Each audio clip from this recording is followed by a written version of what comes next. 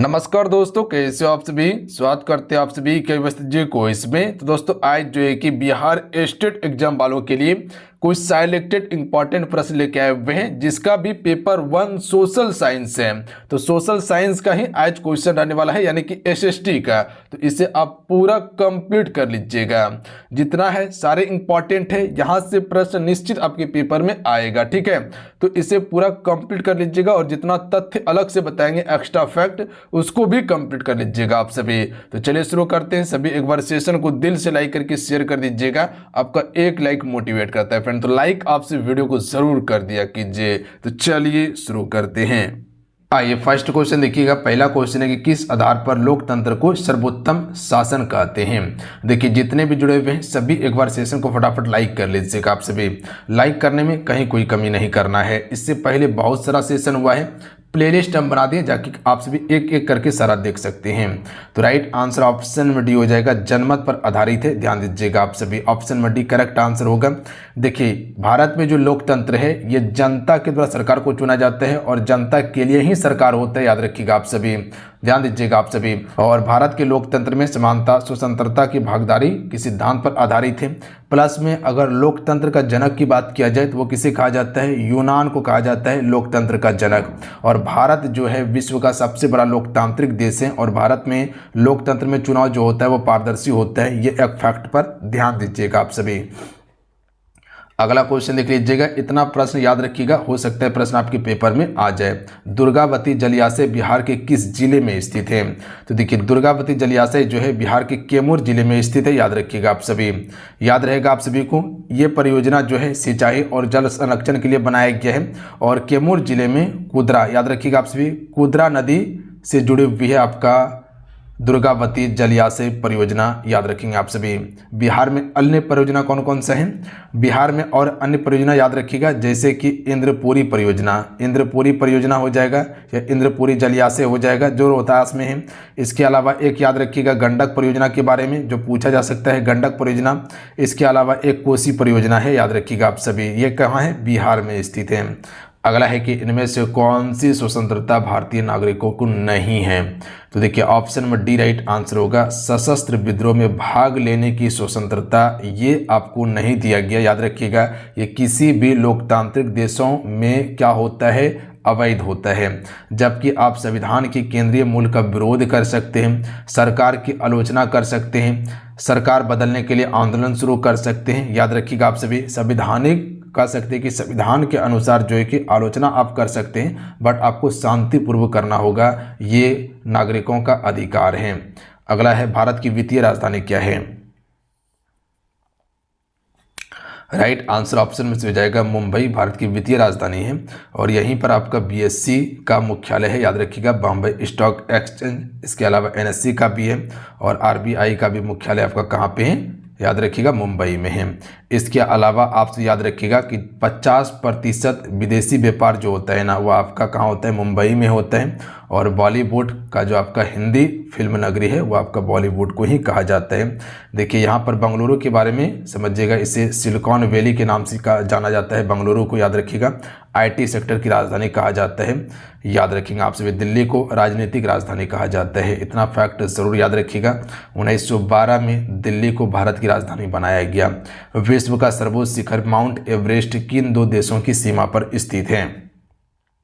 तो right answer हो जाएगा तिब्बत और नेपाल की सीमा पर स्थित है, याद रखिएगा। जिसकी ऊंचाई की बात किया जाए तो 8,848 मीटर जो है कि माउंट एवरेस्ट की ऊंचाई है और विश्व की सबसे ऊंची चोटी है, ध्यान दीजिएगा आप सभी। देखिए अगर बात किया जाए कि नेपाल को भारत में तो माउंट एवरेस्ट कहते हैं, चीन में इसे क्या कहा जाता है, तो सागर माथा कहा जाता है। क्वेश्चन पूछा जा सकता है पेपर में, तो याद रखिएगा आप सभी, इसे क्या कहा जाता है, सागर माथा कहा जाता है। तिब्बत में इसे क्या कहा जाता है, चोमोलुंगमा कहा जाता है। क्या कहा जाता है, चोमोलुंगमा कहा जाता है, याद रखिएगा, क्वेश्चन आ सकता है पेपर में, चोमोलुंगमा कहा जाता है, याद रहेगा आप सभी को। और सबसे पहले अगर बात किया जाए कि माउंट एवरेस्ट पर चढ़ाई किसने किया था, एक था आपका एडमंड हिलेरी जो न्यूजीलैंड का था और एक था तेंजिंग नोर्गे नेपाल का। 1953 में पहली बार जो कि चढ़ाई यहाँ पर किया था माउंट एवरेस्ट पर। किसने किसने, एडमंड हिलेरी न्यूजीलैंड का रहने वाला और तेंजिंग नोर्गे जो नेपाल का रहने वाला था, दोनों ने। अगला क्वेश्चन है, निम्नलिखित में से कौन सी नदी उद्गम अमरकंटक से नहीं है। राइट आंसर हो जाएगा ताप्ती। देखिए ताप्ती नदी का उद्गम अमरकंटक से नहीं होता है, इसका उद्गम जो है सतपुड़ा पर्वत श्रृंखला से होता है। याद रखिएगा कहाँ से होता है, सतपुड़ा पर्वत श्रृंखला से होता है। सोन नदी हो गया, नर्मदा हो गया और जोहिला नदी हो गया, ये तीनों नदी का उद्गम जो होता है वो अमरकंटक की पहाड़ी से होता है। याद रखिएगा अमरकंटक की पहाड़ी जो मध्य प्रदेश और छत्तीसगढ़ की सीमा पर स्थित है। नर्मदा का मुहाना कहाँ पे है, अरब खाड़ी, याद रखेंगे आप सभी। और सोन नदी का मुहाना गंगा, जो कि आपका बिहार में जाके सोन नदी मिलती हैं। बात समझ गए आप सभी। और जोहिला जो है ये आपका सोन नदी का क्या है, तो ये आपका सहायक नदी है। अगला है जेमोरिन कहाँ का राजा था, तो जेमोरिन कालीकट का राजा था। याद रखिएगा आप सभी, जेमोरिन कालीकट का या कह सकते कोझिकोड का लगभग 15वीं-16वीं शताब्दी में ये जो है कि वहाँ का एकदम कह सकते मजबूत शासक था। और 1498 में सबसे पहले वास्को डिगामा जो है ये जेमोरिन के पास ही आया था, और कह सकते हैं कि इसके साम्राज्य में मसालों का व्यापार सबसे अधिक होता था। अगला क्वेश्चन देख लीजिएगा, सिंगरौली किस राज्य का सबसे बड़ा कोयला क्षेत्र है, तो देखिए सिंगरौली जो है ये आपका मध्य प्रदेश राज्य का सबसे बड़ा कोयला क्षेत्र है। याद रखिएगा आप सभी। झारखंड कोयला भंडारण में पहले स्थान पे आता है, बट उत्पादन में तीसरे स्थान पे। उत्पादन सबसे ज़्यादा कौन करता है, उड़ीसा राज्य करता है। याद रखेंगे आप सभी। उड़ीसा का सबसे प्रमुख आप सभी कोयला खदान क्षेत्र देखिएगा तो वो तालचेर हो जाएगा, या तालचेर इसको कहते हैं। और झारखंड में झरिया और कर्णपुरा है। अगला क्वेश्चन देख लीजिएगा, प्रथम विश्व युद्ध का तात्कालिक कारण क्या था। देखिए प्रथम विश्व युद्ध 1914 से लेके 18 तक चलता है, 4 वर्ष तक। ये डेट को याद रखिएगा आप सभी, ध्यान दीजिएगा, उसके बाद समाप्त हो जाता है। मुख्य कारण क्या था, तो जो ऑस्ट्रिया का राजकुमार था आर्कड्यूक फर्डिनेंड, इसकी हत्या कर दिया गया था। तो राइट आंसर क्या हो जाएगा, ऑप्शन नंबर 1 करेक्ट आंसर होगा। ऑस्ट्रिया के राजकुमार की सेराजेवो में हत्या किया गया था। और ये किसके द्वारा किया गया था, तो सेराजेवो का रहने वाला था गेवरिलो प्रिंसेप। ध्यान दीजिएगा, गेवरिलो प्रिंसेप नामक व्यक्ति ने आर्कड्यूक फर्डिनेंड की हत्या कर दिया था। और यहीं से जो है कि युद्ध आपका प्रारंभ हो जाता है। और युद्ध किसके बीच में होता है, तो याद रखिएगा ये आप सभी युद्ध जो होता है ऑस्ट्रिया और सर्बिया के बीच में होता है। किसके बीच में होता है, ऑस्ट्रिया और सर्बिया के बीच में होता है। और इसी को प्रथम युद्ध कहा गया था, विश्व युद्ध का। भारत में मजदूर संघ अधिनियम कब पारित हुआ था, तो आप सभी मजदूर संघ अधिनियम को याद रखिएगा, ये आपका 1926 में पारित हुआ था। ध्यान दीजिएगा, भारतीय ट्रेड यूनियन अधिनियम जो पारित हुआ ये आपका 1926 में हुआ था। 1930 में याद रखिएगा सविनय अवज्ञा आंदोलन हुआ था। अगला क्वेश्चन देख लीजिएगा, मूंगफली का दूसरा सबसे बड़ा उत्पादक राज्य कौन सा है। तो सबसे पहले ये पता ना चाहिए मूंगफली का सबसे बड़ा उत्पादक राज्य कौन सा है, गुजरात। याद रखिएगा गुजरात सबसे बड़ा उत्पादक राज्य है, और दूसरा आंध्र प्रदेश है। तो ध्यान दीजिएगा आप सभी। और जो मूंगफली होता है प्रोटीन और तेल की मात्रा इसमें अधिक होती है मूंगफली में। अगला है, मतदाता पहचान पत्र के अलावा और कितने प्रमाण पत्र वैध होते हैं। तो देखिए मतदाता पहचान पत्र के अलावा पासपोर्ट भी होता है, ड्राइवरी लाइसेंस भी होता है, आधार कार्ड भी होता है, पैन कार्ड हो गया, मनरेगा कार्ड हो गया, ये सभी होता है। तो कुल मिलाकर लगभग 18 ऐसे पहचान पत्र जो हैं जो आपको वैधता देता है आइडेंटिटी बताने के लिए। अगला क्वेश्चन देख लीजिएगा, लीग ऑफ नेशंस यानी कि राष्ट्र संघ के विचार के लिए कौन से अमेरिकी राष्ट्रपति जिम्मेदार थे। तो राइट आंसर हो जाएगा लीग ऑफ नेशन की स्थापना सबसे पहले समझिए किसकी स्थापना कब हुआ था, 1920 में हुआ था। और ये प्रथम विश्व युद्ध के बाद शांति, याद रखिएगा, वैश्विक शांति के लिए स्थापित किया गया था। और वुड्रो विल्सन इससे संबंधित हैं। याद रखिएगा अमेरिका का राष्ट्रपति था Woodrow Wilson. Option number C right answer होगा। अगला है कि किस देश का जनसंख्या घनत्व सबसे अधिक है। देखिए भारत का जनसंख्या घनत्व जो है वो आपका 382 है। याद रखिएगा आप सभी। यहाँ पर बांग्लादेश का जनसंख्या घनत्व सबसे अधिक है, और कितना है, 1265 व्यक्ति प्रति वर्ग किलोमीटर हो जाएगा। याद रखिएगा आप सभी, 1265 व्यक्ति। अगला है कि सार्क का मुख्यालय कहाँ है। देखिए सार्क का मुख्यालय जानने से पहले ये समझिए कि इसकी स्थापना कब हुआ था, 1985 में हुआ था। और इसमें कुल 8 देश शामिल है। कौन कौन सा है? तो पहला इंडिया हो जाएगा, उसके बाद पाकिस्तान हो जाएगा, उसके बाद नेपाल याद रखिएगा, उसके बाद भूटान याद रखिएगा, उसके बाद बांग्लादेश याद रखिएगा, उसके बाद श्रीलंका याद रखिएगा, उसके बाद मालदीव याद रखिएगा और उसके बाद अफगानिस्तान याद रखिएगा। कुल 8। कौन कौन बताएं? भारत, पाकिस्तान, नेपाल, भूटान, बांग्लादेश, श्रीलंका, मालदीव, अफगानिस्तान। और इसकी राजधानी कहाँ पे है? काठमांडू नेपाल में स्थित है, याद रखिएगा।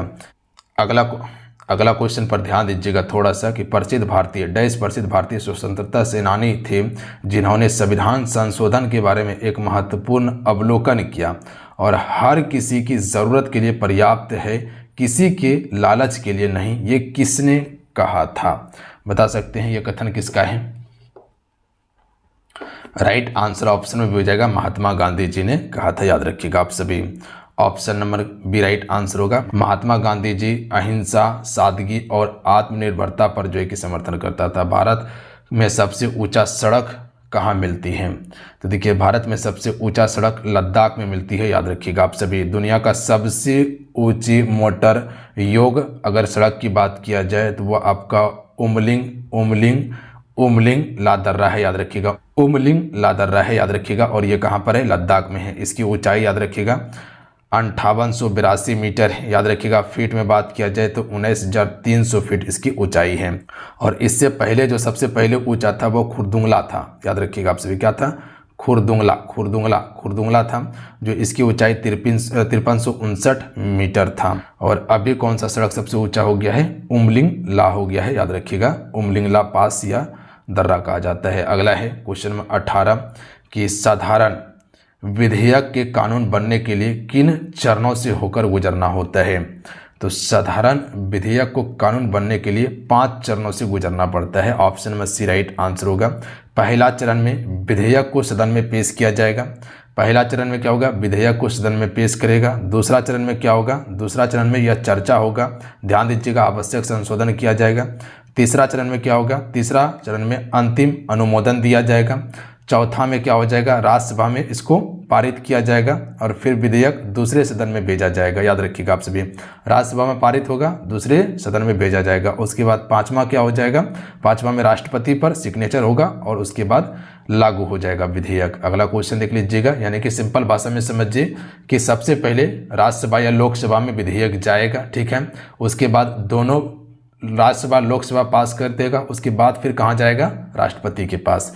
अगला है कि छत पर वर्षा जल संचयन पूर्ण निर्भरण की एक तकनीकी है।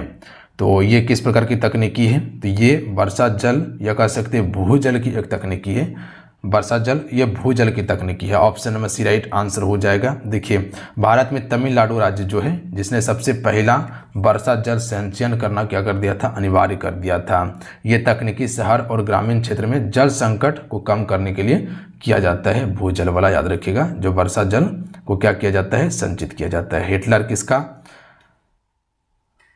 प्रवर्तक था? हिटलर किसका प्रवर्तक था? तो नाजीवाद का था। Option number A right answer होगा, याद रखिएगा। जर्मनी के एडॉल्फ हिटलर प्राचीन एवं कट्टर राष्ट्रवादी था। और हिटलर जो है ना ये एकदम कट्टर राष्ट्रवादी था। हिटलर ने 1933 से लेकर 45 तक तानाशाही किया था। 33 से लेकर 45 तक। 1945 में फिर अपने आप को इसने गोली मार लिया था। कि भारत में कितने राज्य समुद्र तट रेखा से लगा हुआ है? देखिए अगर समुद्र तट रेखा की बात किया जाए तो आपको पता होना चाहिए, अगर भारत का मैप बनाइएगा, अगर ज्योग्राफी पढ़े होंगे तो आराम से इस क्वेश्चन का आंसर कर लीजिएगा आप सभी। बात समझे, ये आपका कौन सा राज्य है? ये आपका गुजरात है। यहीं पे आपको महाराष्ट्र, यहीं पे गोवा मिलता है और यहीं पे आपका एक कर्नाटक है और केरल है। यहाँ पे आपका तमिलनाडु, आंध्र प्रदेश और यहाँ पर उड़ीसा और पश्चिम बंगाल है। कुल 9 राज्य जो है कि आपका समुद्री तट रेखा से लगा हुआ है। तो ऑप्शन में सी राइट आंसर हो जाएगा। सबसे लंबा समुद्री तट रेखा किसका है? तो गुजरात का है, ध्यान दीजिएगा आप सभी। उसके बाद आंध्र प्रदेश का होगा, याद रखिएगा। याद रहेगा इतना क्वेश्चन?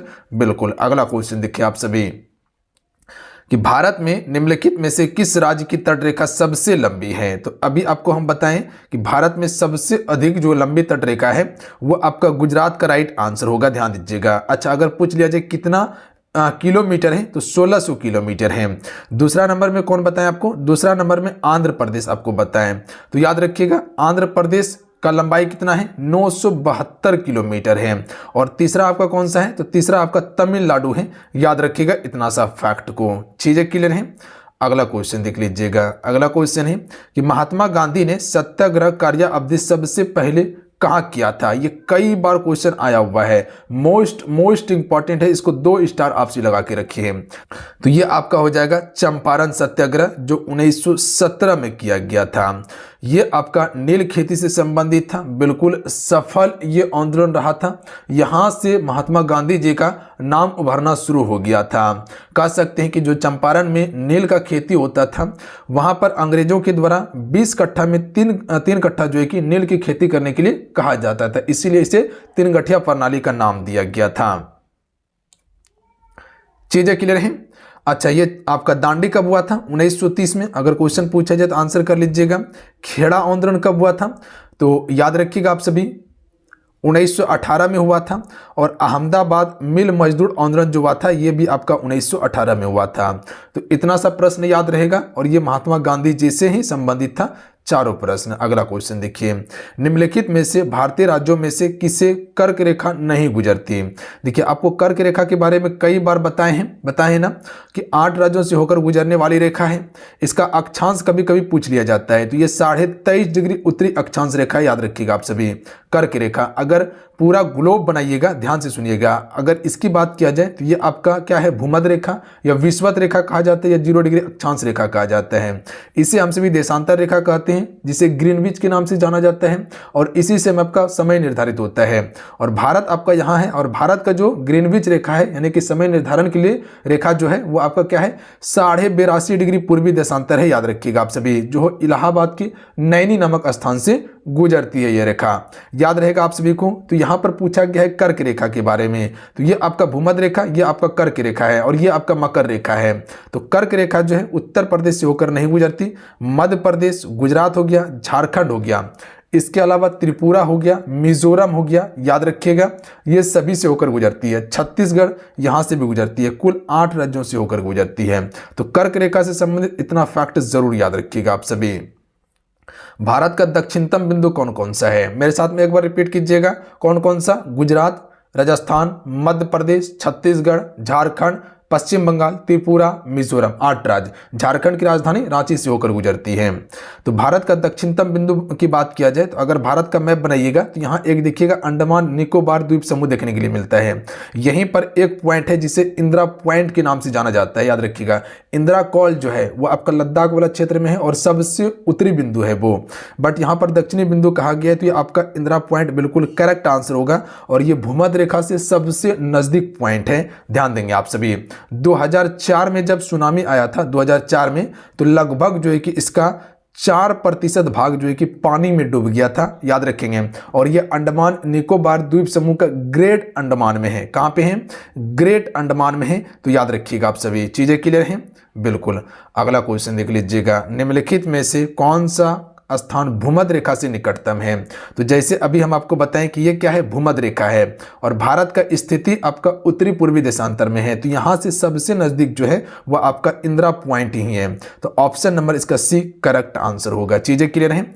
इंदिरा कॉल सबसे उत्तरी बिंदु है। सबसे पूर्वी बिंदु कौन सा है, किबुतु जो अरुणाचल प्रदेश में। सबसे पश्चिमी बिंदु सरक्रिक जो गुजरात में है। तो ध्यान देंगे आप सभी। अगला क्वेश्चन देख लीजिएगा, जय हिंद का नारा किसने दिया था। मोस्ट इंपॉर्टेंट प्रश्न है, याद रखेंगे आप सभी। देखिए जय हिंद का नारा सुभाष चंद्र बोस के द्वारा दिया गया था। याद रखिएगा आप सभी। और ये जो है आजाद हिंद फौज का आधिकारिक अभिवादक भी था आपका सुभाष चंद्र बोस। अगला क्वेश्चन देखिए, भारतीय भूमि का सर्वाधिक उत्तरी भाग कौन सा है। तो अभी आपको बताएं जो लद्दाख वाला क्षेत्र है, अगर ये भारत का अगर मैप बनाइएगा तो इसी क्षेत्र में आपको देखने के लिए मिलता है कौन सा, इंदिरा कॉल देखने के लिए मिलता है। तो ऑप्शन नंबर इसका डी राइट आंसर हो जाएगा। याद रखेंगे आप सभी। चीजें क्लियर हैं। अगला क्वेश्चन देख लीजिएगा, किसने कहा था तुम मुझे खून दो मैं तुम्हें आजादी दूंगा। तो ये नारा सुभाष चंद्र बोस ने दिया था। ऑप्शन में ए राइट आंसर होगा।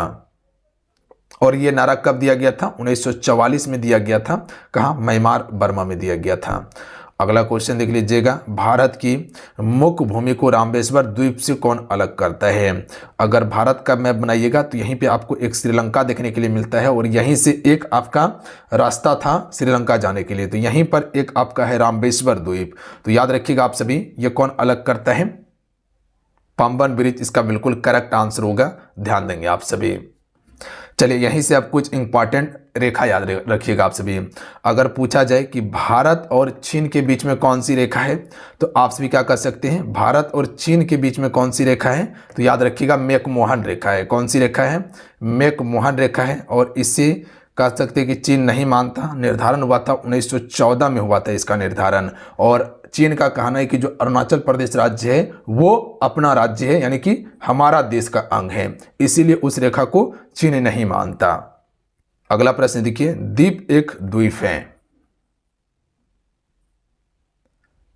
यह आपका गुजरात के तट पर स्थित है। याद रखिएगा ऑप्शन नंबर क्या हो जाएगा? सी करेक्ट आंसर होगा।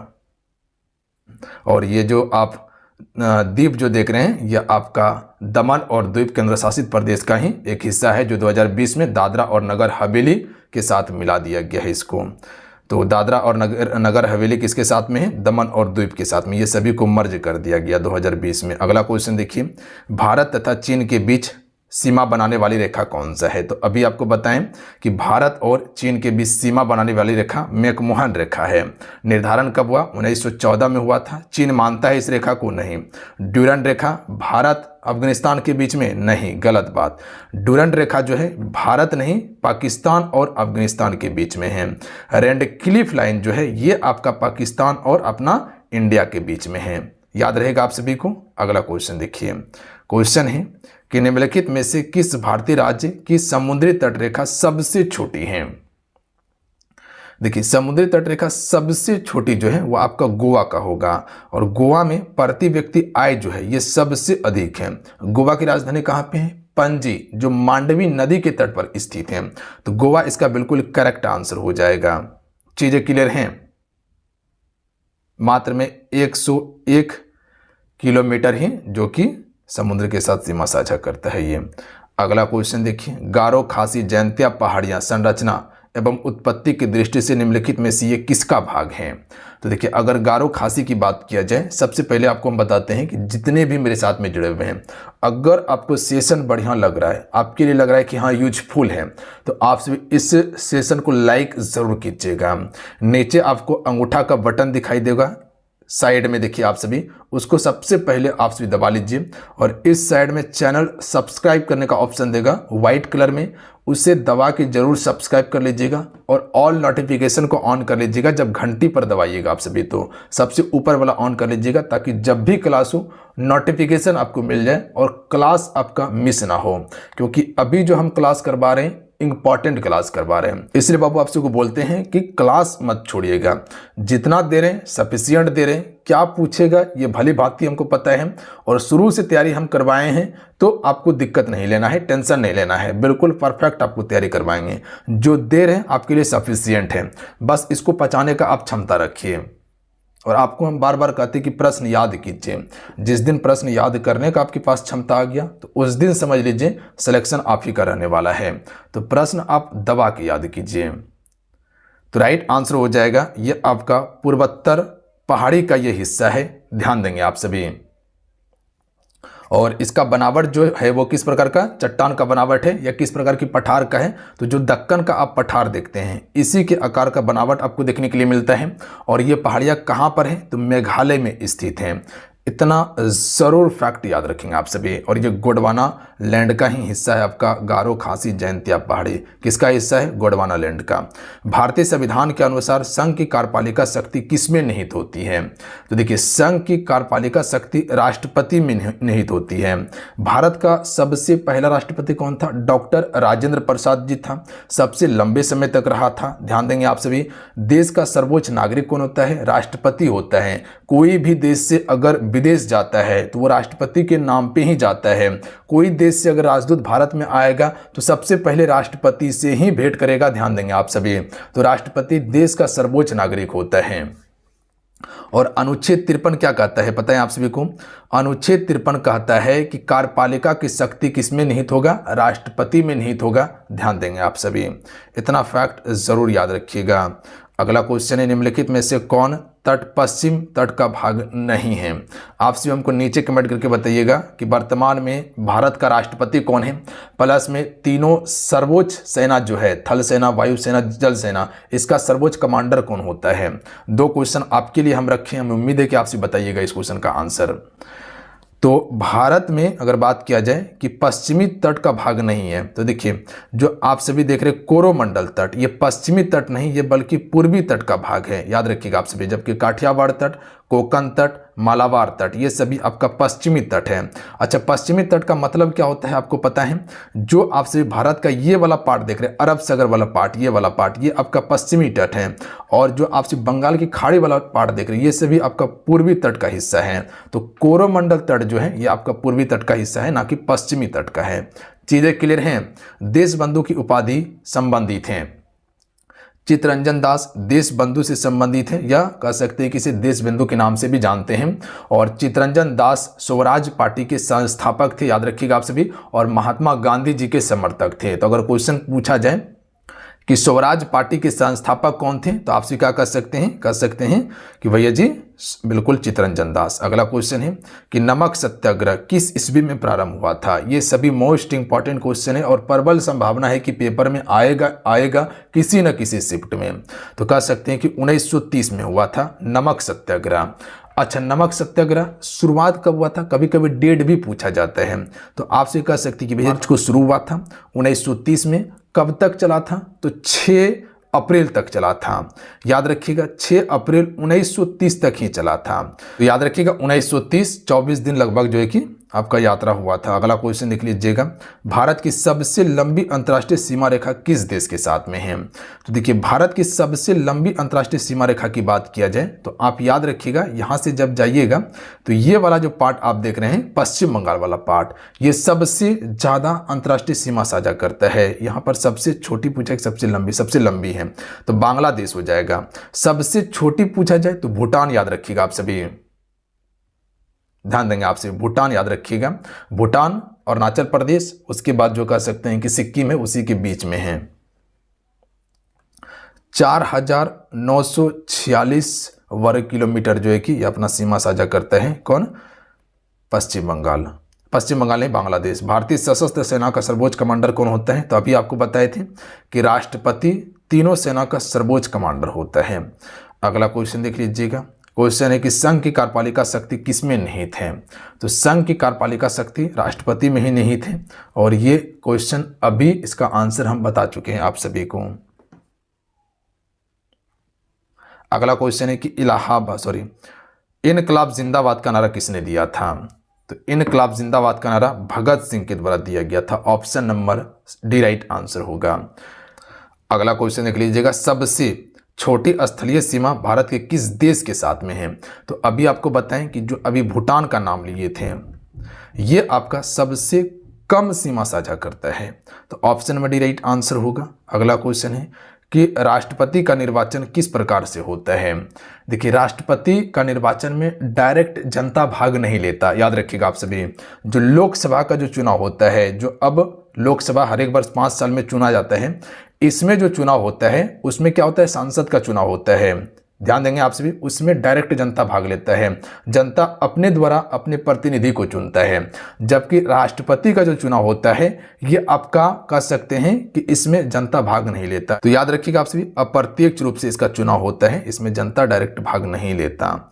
अगला क्वेश्चन देख लीजिएगा, सुभाष चंद्र बोस ने सिंगापुर में दिल्ली चलो का नारा दिया था कब? तो ये नारा दिया गया था 1943 ईस्वी में। Option number B right answer होगा। अच्छा, 1942 का डेट याद रखिएगा, कभी कभी क्वेश्चन पूछ लिया जाता है। इस समय भारत छोड़ो आंदोलन शुरू किया गया था। 1945 में क्या हुआ था? तो जापान पर बम गिराया गया था अमेरिका के द्वारा, नागासाकी और हिरोशिमा पर। गांधी इरविन समझौता 5 मार्च 1931 को किससे संबंधित है? तो देखिए गांधी इरविन समझौता जो हुआ था, यह किसके बीच में हुआ था? गांधी और इरविन के बीच में हुआ था। ये आपका सविनय अवज्ञा आंदोलन से संबंधित नारा है, ऑप्शन में बी राइट आंसर हो जाएगा। अगला क्वेश्चन देख लीजिएगा, इसी के द्वारा सविनय अवज्ञा आंदोलन बंद हो गया था। लक्षद्वीप समूह द्वीपों की उत्पत्ति निम्नलिखित में से किस प्रकार से हुई है? तो देखिए लक्षद्वीप जो आप देखते हैं, लक्षद्वीप यहाँ पे हैं, ये वाला जो छोटा छोटा द्वीप देखते हैं ये आपका अरब सागर में है। अंडमान निकोबार द्वीप समूह बंगाल की खाड़ी में है। तो लक्षद्वीप की उत्पत्ति जो हुआ है ये आपका परबाल भित्ति से हुआ है, याद रखिएगा। लक्षद्वीप की राजधानी कहाँ पे है? काबरावती लक्षद्वीप की राजधानी है। अगला क्वेश्चन है कि वर्ष 1919 में जलियांवाला बाग हत्याकांड कहाँ पर हुआ था? तो ये कई बार बताए हैं कि अमृतसर में हुआ था। जनरल ओ डायर के द्वारा गोली चलाने का आदेश दिया गया था और ये आपका बैसाखी के समय में हुआ था, याद रखिएगा। बैसाखी काफ़ी ज़्यादा बड़ा पर्व होता है, पंजाब का बहुत बड़ा पर्व माना जाता है। जनरल ओ डायर ने गोली चलवाया था और 13 अप्रैल को हुआ था। अच्छा, इसका जांच करने के लिए कौन सा आयोग गठित किया गया था? हंटर आयोग, याद रखिएगा आप सभी। विरोध किसका किया गया था? याद रखिएगा जो आपका काला कानून रॉलेट एक्ट आया था 1919 में ही, उसी का विरोध करने के लिए जो है कि एक सभा आयोजित किया गया था। या कह सकते हैं कि डॉक्टर सत्यपाल मलिक और सैफुद्दीन किचलू का वही शक के आधार पर गिरफ्तार किया गया था। उसी के लिए जो है कि वहाँ पर आपका जनसभा आयोजित किया गया था जलियांवाला बाग में, और वहीं पर जनरल ओ डायर के द्वारा गोली चलाया गया था। गांधी जी भारतीय राष्ट्रीय कांग्रेस के अध्यक्ष कितने बार बने हैं?